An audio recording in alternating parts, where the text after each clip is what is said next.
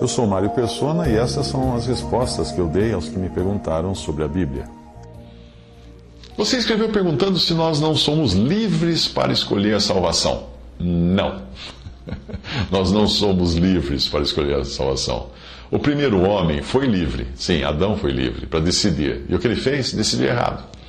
Desde então, nós perdemos o poder de decisão. Nós decidimos, mas sempre pelo errado, a não ser que haja uma intervenção divina em nós.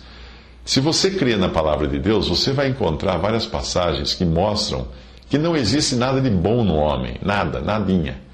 Com a queda, quando o homem caiu no pecado, Adão e Eva, nós adquirimos a capacidade de conhecer o bem e o mal, mas não conseguimos fazer o bem e nem evitar o mal. Nós somos maus por natureza. E a Bíblia fala isso repetidas vezes, nós somos maus. Você falou em escolher entre duas marcas de biscoito. Bom, eu detesto biscoito de morango. Se eu tivesse que escolher entre chocolate e morango, o que eu escolheria? Morango? Nunca. Escolheria chocolate. A inclinação da carne é pecado. Nós sempre escolhemos o errado.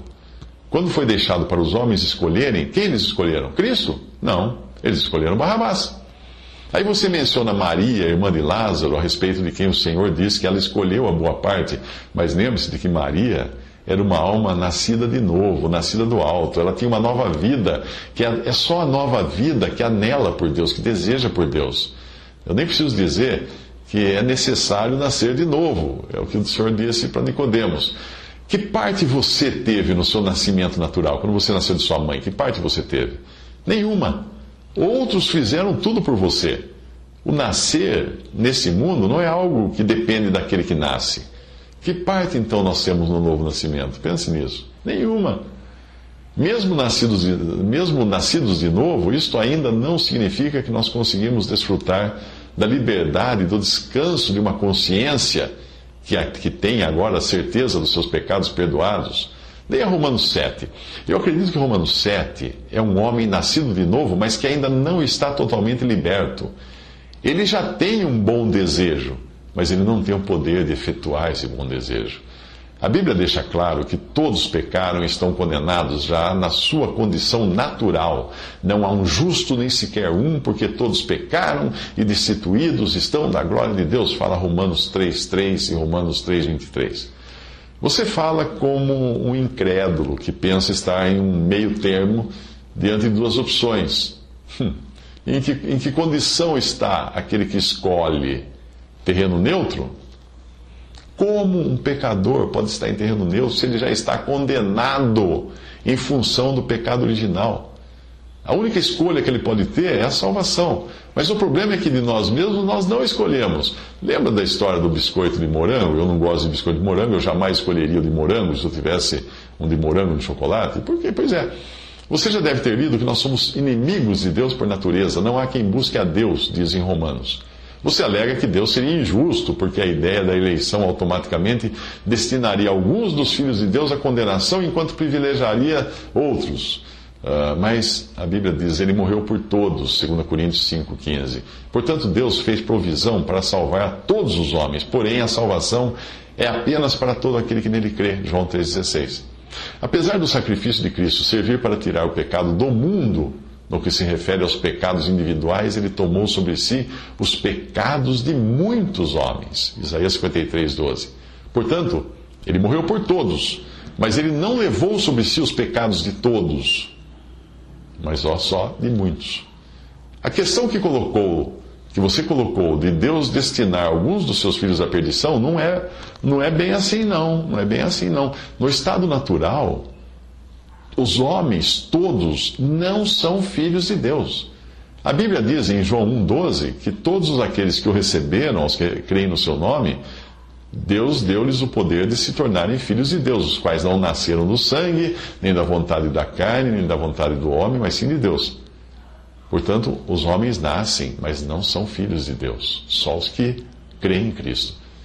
Você consegue enxergar nesse versículo que são aqueles que creem, apenas aqueles que creem em Cristo, que se tornam ou são feitos filhos de Deus? Você lê aí, está escrito aí. A ideia da eleição não é nova e ela nem se originou em Lutero ou Calvino ou qualquer um. Eu vou transcrever primeiro uma heresia, entre aspas, né, dos valdenses, que é aqueles que foram decapitados pelo exército do Papa, que considerou eles hereges. Eles escreveram o seguinte: que Deus salva da corrupção e da condenação aqueles a quem escolheu antes da fundação do mundo, não por causa de qualquer disposição, fé ou santidade que ele tenha previsto neles, mas por motivo de sua pura misericórdia em Cristo Jesus, seu Filho, deixando de levar em conta quaisquer outras considerações, segundo a irrepreensível razão da sua própria livre vontade e justiça. Isso os valdenses escreveram, que Deus salva da corrupção e da condenação aqueles a quem ele escolheu antes da fundação do mundo. Agora vamos à palavra de Deus, e para isso vou usar a versão da Bíblia de Jerusalém. Você pode conferir, porque todas essas passagens estão lá. Será que você conseguiria explicar essas passagens sem pensar em eleição, em predestinação, em escolha prévia e coisa do tipo? Primeiro, nos escolheu antes da fundação do mundo para sermos santos e irrepreensíveis, Efésios 1:4. Segundo, nos predestinou para sermos seus filhos adotivos por Jesus Cristo, conforme a decisão da sua vontade, Efésios 1:5. Terceiro, nele, predestinados pela decisão daquele que tudo opera, segundo o conselho da sua vontade, fomos feitos sua herança, Efésios 1:11. Quarto versículo, e o Senhor cada dia lhes ajuntava outros, aqueles que eram salvos, Atos 2:47. Quinto, porque Deus vos escolheu desde o princípio para serdes salvos, 2 Tessalonicenses 2:14. Sexto, reservei para mim 7.000 homens que não dobraram os joelhos a Baal, Romanos 11:4. Sétima passagem, se aqueles dias não fossem abreviados, nenhuma vida se salvaria, mas por causa dos eleitos, aqueles dias serão abreviados, Mateus 24:22. Oitava passagem, pois hão de surgir falsos messias, de modo a enganar, se possível, até mesmo os eleitos, Mateus 24:23. Nona passagem, ele enviará os seus anjos que ao som da grande trombeta reunirão os seus eleitos, Mateus 24:31.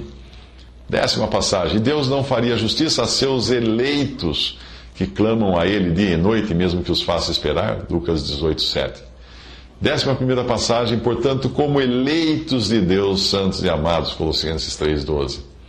12ª passagem, Paulo, servo de Deus, para levar os eleitos de Deus à fé e ao conhecimento da verdade, conforme a piedade, Tito 1:1. 13ª passagem, Pedro, apóstolo de Jesus Cristo, aos estrangeiros eleitos segundo a presciência de Deus Pai, 1 Pedro 1:1-2. 14ª passagem, o ancião, a senhora eleita, 2 João 1:1. 15ª passagem, os filhos da tua irmã eleita te saúdam, 2 João 1:13. 16ª passagem, aqui está em Babilônia, eleita como vós vos saúda, 1 Pedro 5:13. 17ª passagem, por eles eu rogo, não rogo pelo mundo, mas pelos que tu me deste, porque são teus, João 17:9. 18ª passagem, muito alegres por essas palavras, os gentios glorificavam a palavra do Senhor, e todos aqueles que eram destinados à vida eterna abraçaram a fé, Atos 13:48. 19ª passagem, porque os que de antemão ele conheceu, esses também predestinou a serem conformes à imagem do seu Filho, e os que predestinou também os chamou, e os que chamou também os justificou, e os que justificou também os glorificou. Depois disso, que nos resta dizer, Romanos 8:29-31. 20ª passagem, assim também no tempo atual constituiu-se a um resto segundo a eleição da graça. E se é por graça, não é pelas obras, do contrário, a graça não é mais graça. Romanos 11:6. Quer mais?